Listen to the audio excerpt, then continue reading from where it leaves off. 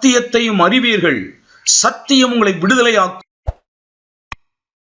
ஒவ்வொரு மாதங்களிலும் தேவன் தருகிற நல்ல வார்த்தைகளுக்காக நான் தேவனை துதிக்கிறேன். ஆண்டவருக்கு ஸ்தோத்திரம். இந்த 7வது மாதத்திலே ஆண்டவர் தந்த வார்த்தையை நம்ம எல்லாரும் எடுத்துக்கொள்ளும். ஏசாயா தீர்க்கதரிசியின் புஸ்தகம் 56ஆம் அதிகாரம் 8வது வசனத்தை நம்ம எல்லாரும் சேர்ந்து வாசிக்க போகிறோம். ஏசாயா தீர்க்கதரிசியின் புஸ்தகம் 56ஆம் அதிகாரம் 8வது வசனம் நம்ம எல்லாரும் சேர்ந்து வாசிக்கலாமா? எல்லாருடைய பிள்ளைகளும் ஏசாயா தீர்க்கதரிசியின் புஸ்தகம் 56ஆம் அதிகாரம் 8வது வசனத்தை நம்ம எல்லாரும் சேர்ந்து வாசிக்கலாம். இஸ்ரவேலில் தள்ளுண்டவர்களை சேர்க்கிற கர்த்தராகிய ஆண்டவர் அவனிடத்தில் சேர்க்கப்பட்டவர்களை அல்லாமல் இன்னும் அவனிடத்தில் சேர்ப்பேன் என்கிறார். இஸ்ரவேலில் தள்ளுண்டவர்களை சேர்க்கிற கர்த்தராகிய ஆண்டவர் அவனிடத்தில் சேர்க்கப்பட்டவர்களை அல்லாமல் இன்னும் அவனிடத்தில் சேர்ப்பேன் என்கிறார். அல்லேலூயா. இன்னும் அவனிடத்தில் சேர்ப்பேன் என்கிறார். சொல்லுங்க எல்லாரும், இன்னும் அவனிடத்தில் சேர்ப்பேன் என்கிறார். ஆமென். உட்காருவோம்.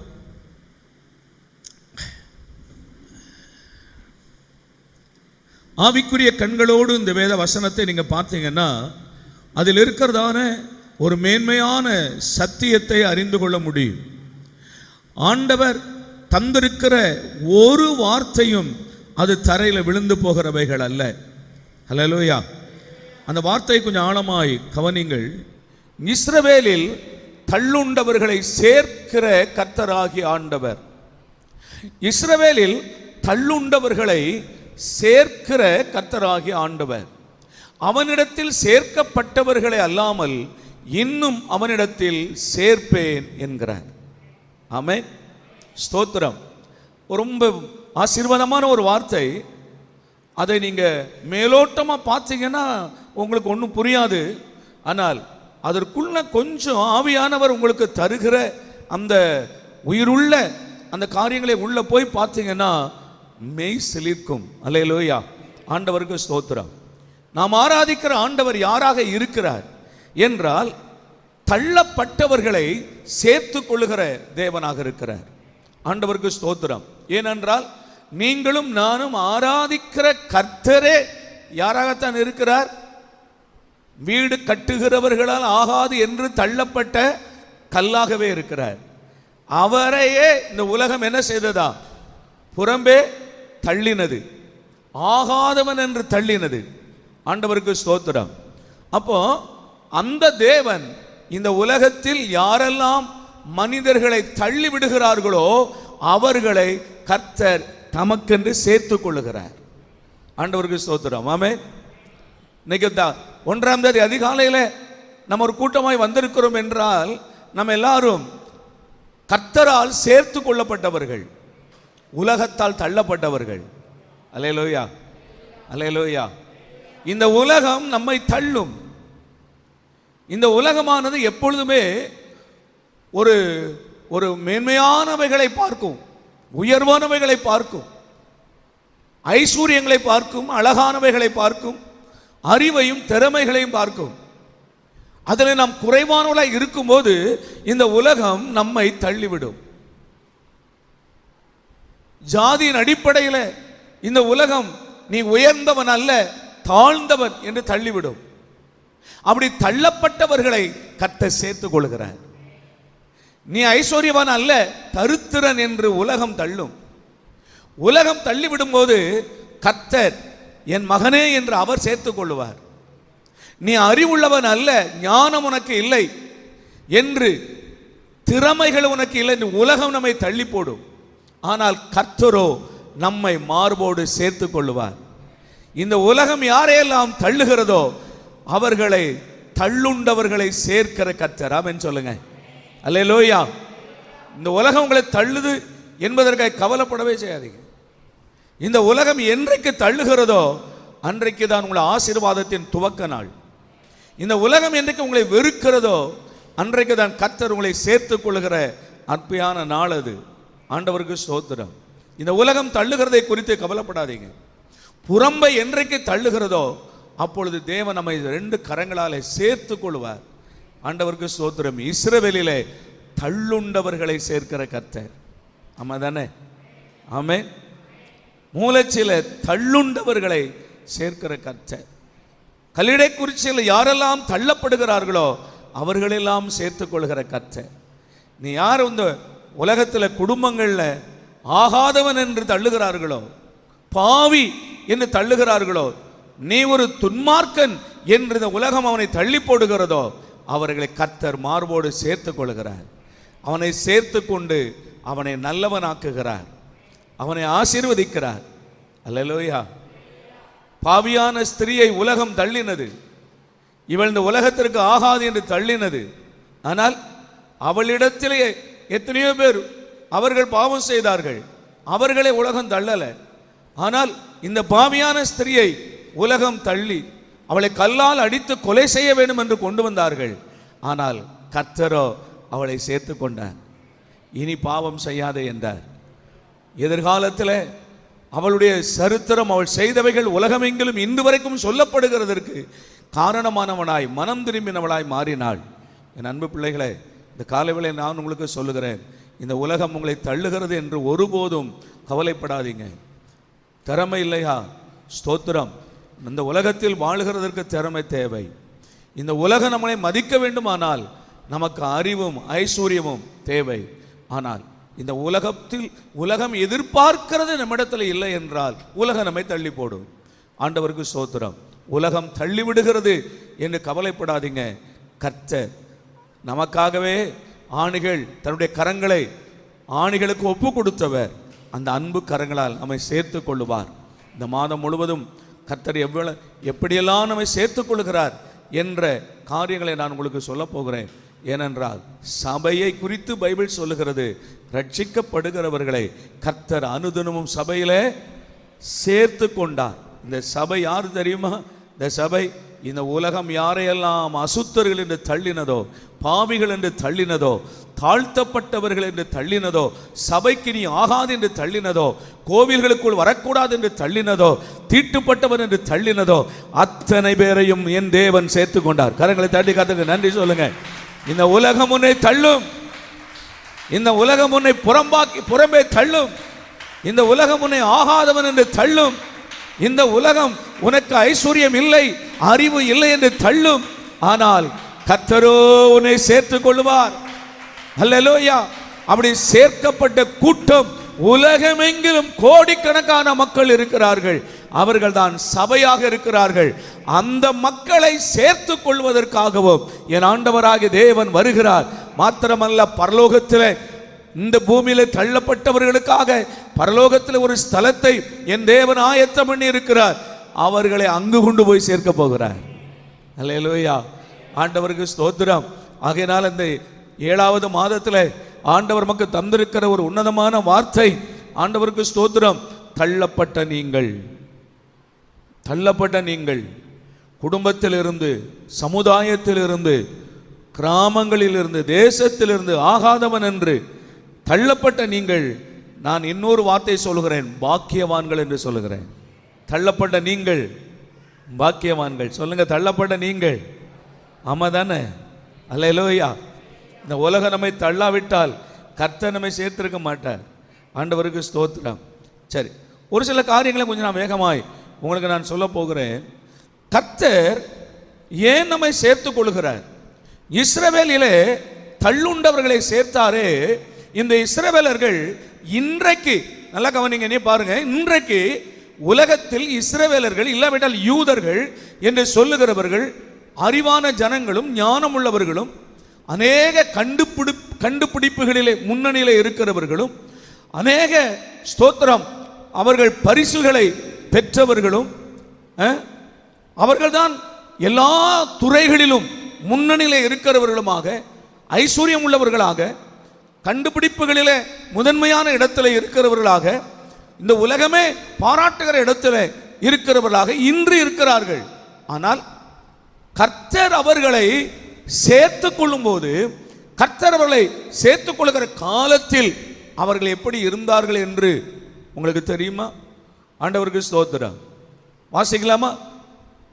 அதே காரியத்தை தான் இன்றைக்கு ஆண்டவர் நமக்கும் செய்கிறார். உபாகமத்தின் புஸ்தகம் 7ஆம் அதிகாரம் 6வது வசனத்தையும் 7வது வசனத்தையும் கவனிங்கள். உபாகமம் 7வது அதிகாரத்தில் 6-7 வசனம். நீ உன் தேவனாகிய கர்த்தருக்கு பரிசுத்த ஜனம், பூச்சக்கரத்தில் உள்ள எல்லா ஜனங்களிலும் உன் தேவனாகிய கர்த்தர் உன்னை தமக்கு சொந்தமாய் இருக்கும்படி தெரிந்து கொண்டார். நல்லா கவனிங்க.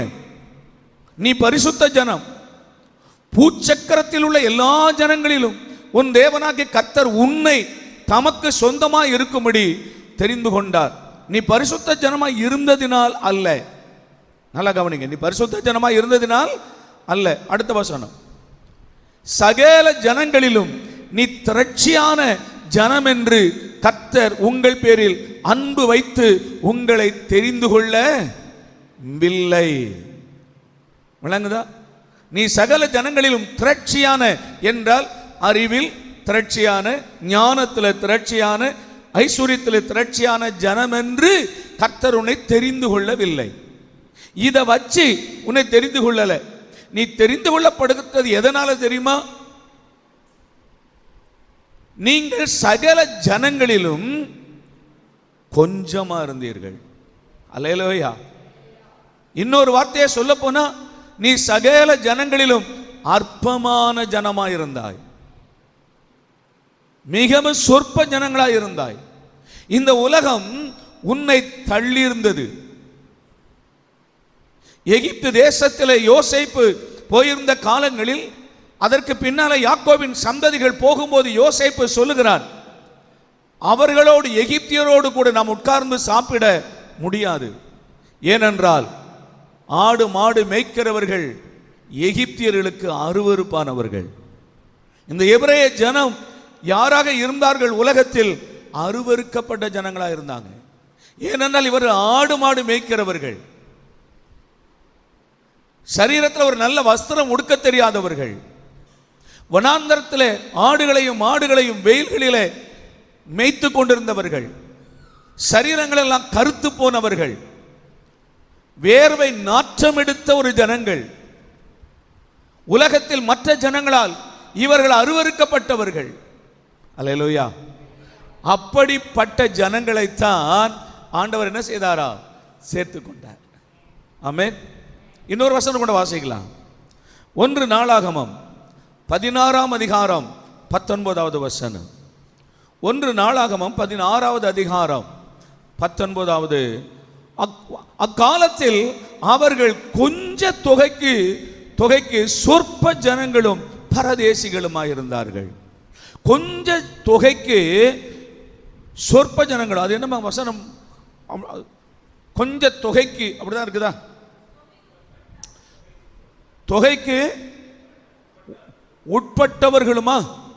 கொஞ்ச தொகைக்கு ரொம்ப சொற்பமா இருந்தாங்க. மாத்திரமல்ல, பரதேசிகளாக இருந்தார்கள். எல்லாம் சொல்லுங்க, யாரா இருந்தாங்களா? அப்படின்னா என்ன? யாராவது கோபம் வந்தா திட்டும்போது அட பஞ்ச பரதேசி அப்படிம்பாங்க இல்ல? அப்படின்னு என்னவா? பரதேசின்னா சரியான அந்த நாடோடிகள்.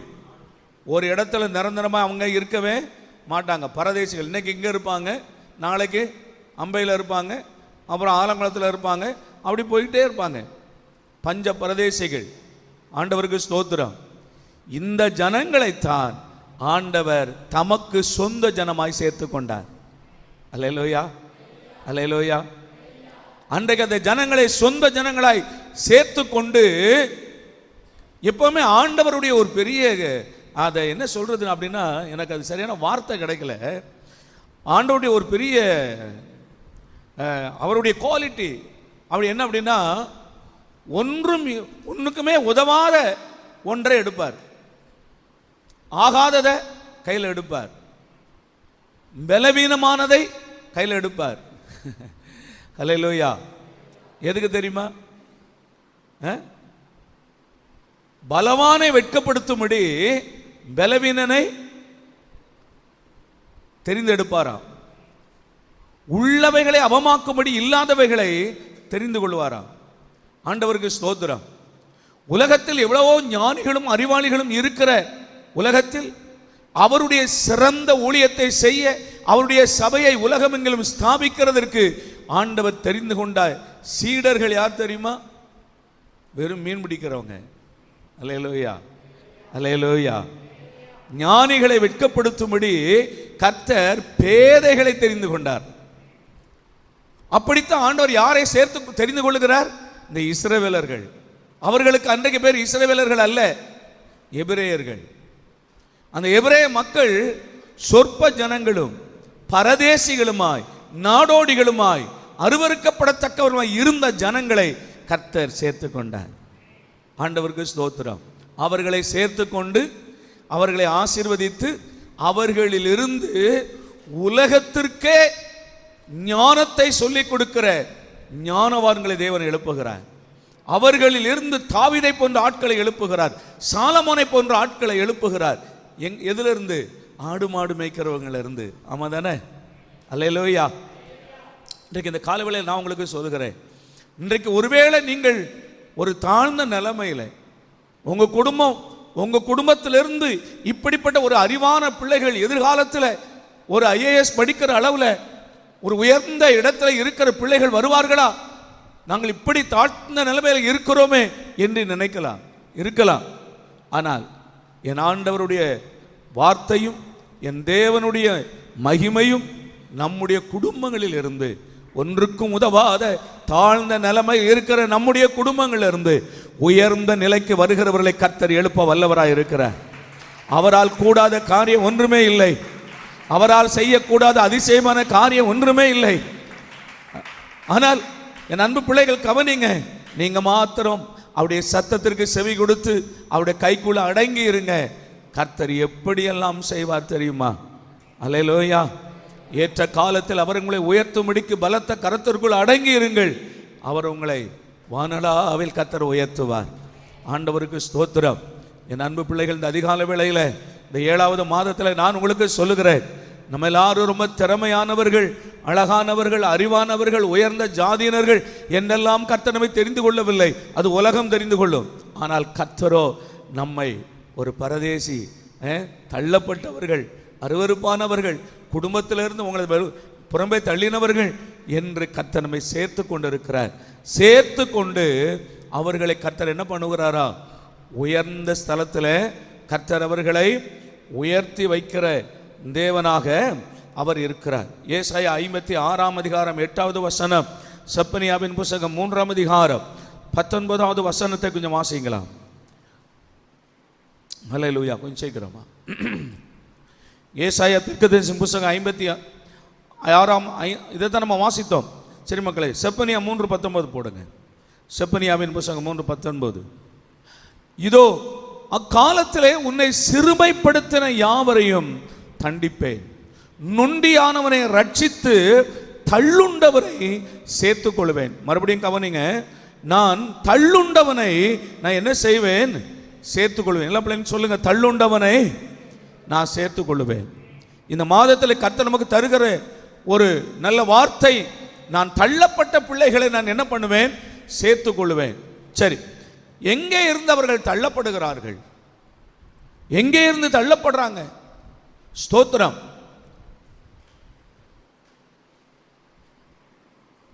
வேதத்தில் ஒரு முக்கியமான ஒரு வசனம், அதை வாசிக்கலாம்.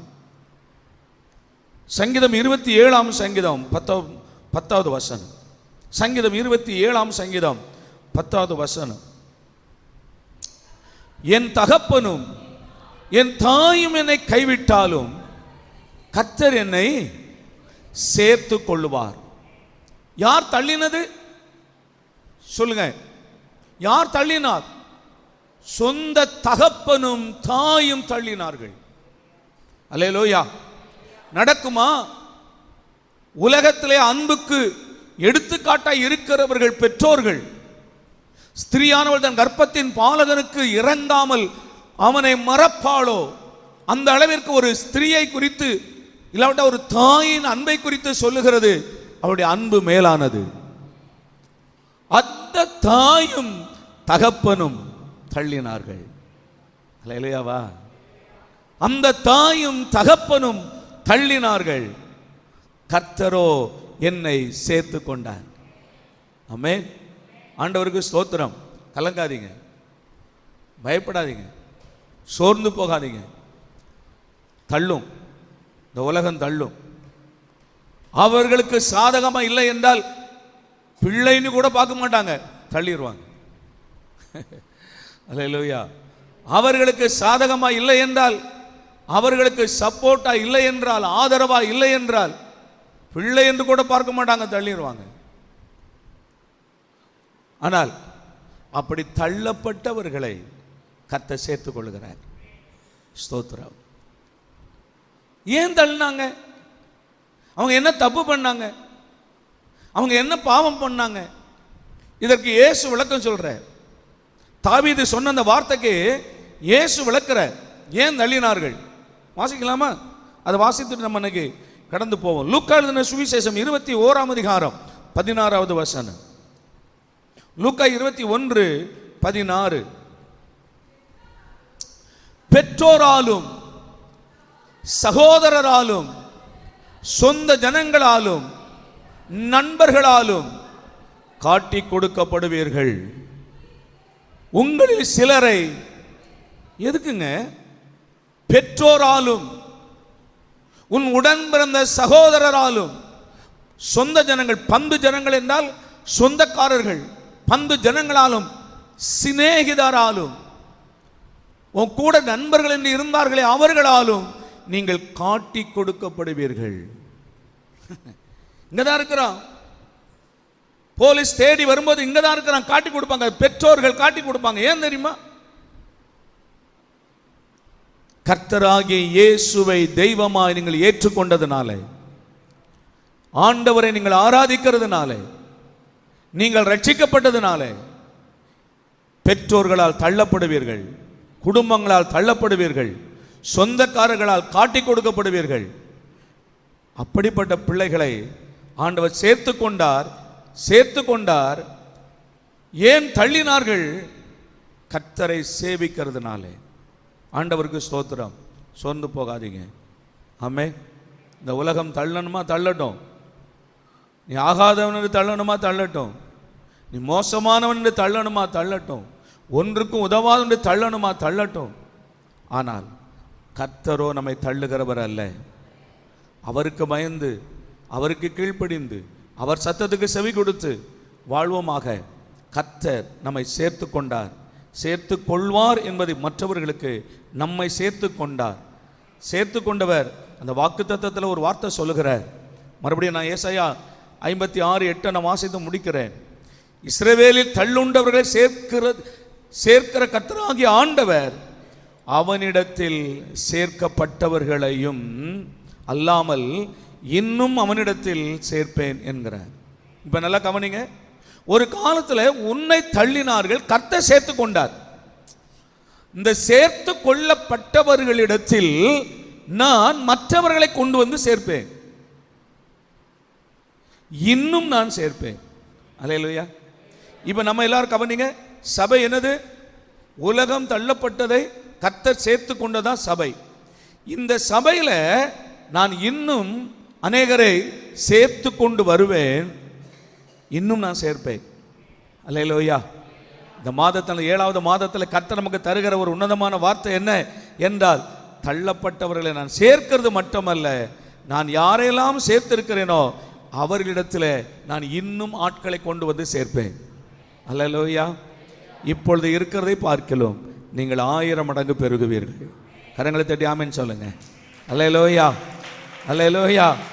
கர்த்தர் ரட்சிக்கப்படுகிறவர்களை அனுதினமும் சபையில் சேர்த்து கொண்டே வருவார். ஆமென். நாம சேர்க்கப்பட்ட கூட்டம். அல்லேலூயாவா. கர்த்தர் நம்மை ஆசீர்வதிப்பாராக. எல்லாரும் எழுந்து நிற்கலாம். ஒரு விஷயம், எல்லாரும் கரங்களை உயர்த்தி இந்த 7வது மாதத்தில் தேவன் நமக்கு தந்த வார்த்தைக்காய் நன்றி சொல்லி, இஸ்ரவேலிலே தள்ளுண்டவர்களை சேர்க்கிற கர்த்தர், ஆண்டவரே உமக்கு நன்றி அப்பா. இஸ்ரவேலிலே தள்ளுண்ட, ஓ ஹல்லேலூயா, தள்ளுண்டவர்களை சேர்க்கிற கர்த்தர். ஆமென். இன்னும் நான் அவனிடத்தில் சேர்ப்பேன் என்று ஆண்டவர் சொல்லியிருக்கிறார். ஒரு சிறு கூட்டம் என்று எண்ணுகிறார்களோ, தள்ளப்பட்டவர்கள், உலகத்திலே தள்ளப்பட்டவர்கள் ஒரு சிறு கூட்டம் என்று நினைக்கிறார்களோ, என் அன்பு பிள்ளைகளே, கர்த்தர் சொல்லுகிறார், தள்ளப்பட்ட நான் சேர்த்து கொண்ட அந்த மக்களிடத்தில் நான் இன்னும் அநேகரை சேர்ப்பேன். நாளுக்கு நாள் நான் உங்களை சேர்ப்பேன். நீங்கள் வானத்து நட்சத்திரங்களைப் போல பெருகுவீர்கள். ஒரு மகாபெரும் சேனையாய் நீங்கள் பெருகுவீர்கள். நான் உங்கள் தேவனாய் இருப்பேன். நான் உங்களை கைவிட மாட்டேன். நான் உங்களை பாதுகாப்பேன். நான் உங்களை ஆசீர்வதிப்பேன். சமுதாயத்தில் நான் உங்களை உயர்ந்த அந்தஸ்துக்கு நான் உங்களை கொண்டு வருவேன். பூமியின் உயர்ந்த ஸ்தானத்தில் நான் உங்களை வைப்பேன். இந்த உலகம் உன்னை எப்பொழுது தள்ளினதோ அப்பொழுதே நான் உன்னை எனக்கென்று தெரிந்து கொண்டேன். ஹல்லேலூயா, ஸ்தோத்திரம். பரலோக பிதாவே, சர்வ வல்லமையுள்ள தேவனே, தொடர்ந்து நீர் எங்களை நடத்தும்படி நாங்கள் ஜெபிக்கிறோம். உம்முடைய கரங்களில் நாங்கள் எங்களை விட்டு கொடுக்கிறோம், அர்ப்பணிக்கிறோம். ஆசீர்வதியும். செலுத்தப்பட்ட காணிக்கைகளை அங்கீகரித்து இந்த மாதம் முழுவதும் உடைய பிள்ளைகள் தேவைகளெல்லாம் சந்திக்கப்படட்டும். குறைவுகளெல்லாம் நிறைவாகட்டும். தடைகளெல்லாம் விலகட்டும். உம்முடைய பிள்ளைகளுக்கு வர வேண்டிய பொருளாதாரங்கள் தடைகள் விலகட்டும். ஆண்டவரே, கர்த்தர் சகல நன்மைகளையும் சம்பூரணமாய் பிள்ளைகளுக்கு கிடைக்க பண்ணும். தொடர்ந்து திருவிருந்து ஆண்டவரே உம்முடைய பந்தியை எங்களுக்கு ஆசீர்வதித்து தாரும். கர்த்தராகிய இயேசு கிறிஸ்துவின் நாமத்தில் வேண்டிக் கொள்கிறோம் எங்கள் நல்ல பிதாவே, ஆமென். கர்த்தருடைய பந்திக்கு நம்ம எல்லாரும் ஆயத்தப்படுவோம்.